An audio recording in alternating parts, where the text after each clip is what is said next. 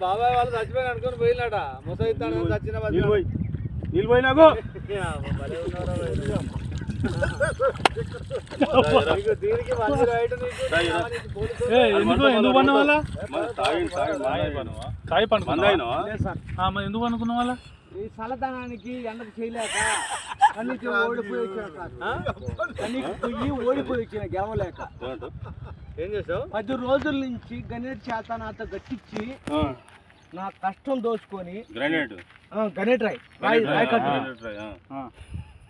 నాకు అంటే డబ్బులు ఇచ్చారు కానీ శ్రమ